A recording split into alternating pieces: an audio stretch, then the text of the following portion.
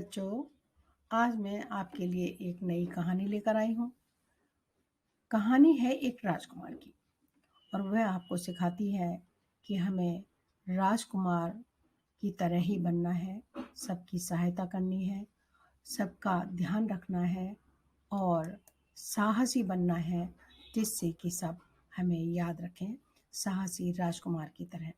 तो आज आपकी कहानी है, छोटी सी प्यारी सी कहानी है, साहसी राजकुमार। परीलोक की रानी बहुत ही चिंतित रहा करती थी।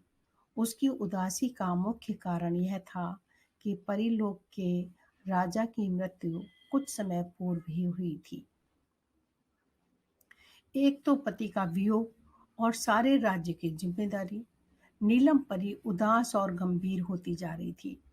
उसे राजकाज से फुर्सत ही नहीं मिलती थी। मनोरंजन और सैर सपाटा से वह कोसों दूर हो गई थी। उनकी एक बेटी थी, उसका नाम था सोनपरी। सोनपरी बहुत सुंदर, सुशील और संस्कारी थी। वह अपनी माँ के कार्यों में सहायता करती थी और माँ का ख्याल रखती थी। उसके इस दुख में वह माँ के आसपास ही रहती थी। अपने लिए समय न निकालकर माँ के कार्यों में सहायता किया करती थी। वह हर समय माँ के साथ रहती थी। एक दिन नीलम परी ने सैर करने के लिए उसे भेजा। सोनपरी अपने राज्य के उपवन में विहार कर रही थी। तभी उसने देखा कि एक विशालकाय दैत्य ने सोनपरी के राज्य की सभी परियों को बंदी बना लिया। सोनपरी घबराकर एक वृक्ष के पीछे छुप गई।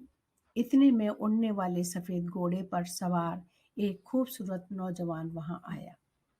उसके बाग में उतरते ही एक अलौकिक प्रकाश सा सारे बाग में छा गया। वह नवयुवक सुंदर तो था ही, उसके चेहरे पर अलौकिक आभा थी। युवावस्था का वह युवक वीरता और साहस की मूर्ति था। उसके तेज और शस्त्र विद्या के सामने वह राक्षस टिक ही नहीं सकता था। अपने तेज प्रहार से उसने राक्षस को परेशान कर दिया। उस राजकुमार ने दैत्यकार राक्षस को ललकारा और वह दोनों हाथों में तलवार लेकर उस राक्षस पर टूट पड़ा। दोनों में घमासान युद्ध हुआ। उन दोनों में देखते ही देखते तेज युद्ध हुआ और राक्षस के अंग कट कट कर चारों ओर गिरने लगे और भयानक चीख के साथ राक्षस धराशायी हो गया। राजकुमार ने सभी परियों को मुक्त कर दिया। सभी परियां खुशी से नाच उठी। तभी सोनपरी ने पेड़ की ओट से सामने आकर राजकुमार का धन्यवाद किया। उसने राजकुमार से पूछा, आपने इस विशालकाय राक्षस को कैसे मार गिराया? राजकुमार बोला, गलत कार्य करने वाला कितना ही विशाल क्यों न हो, उसमें उतना मनोबल और शक्ति ही नहीं होती जितनी सच्चाई पर चलने वालों में होती है। ये देखने में रुई के पुतले जैसे विशाल होते हैं, लेकिन जरा सा पानी भी इनके अस्तित्व को मिटाने के लिए पर्याप्त होता है। बस आवश्यकता है थोड़ी सी हिम्मत जुटाने की। सोनपरी आश्चर्य से उसकी बातें सुन रही थी। तभी नीलम परी भी वहां पहुंच गई। वह राजकुमार से मिलकर बहुत प्रसन्न हुई। उन्होंने राजकुमार और सोनपरी की सगाई उनकी अनुमति से कर दी। कुछ समय बाद दोनों का विवाह बहुत ही धूमधाम से किया। राजकुमार को परीलोक का राजा बना दिया। कर्मठ, साहसी और ईमानदार उस राजा के राज्य में चारों ओर खुशहाली छा गई।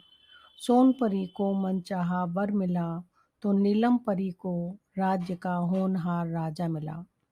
सभी लोग उस राजकुमार के राजा बनने से प्रसन्न हुए और सब उसके राज्य में खुशी से रहने लगे।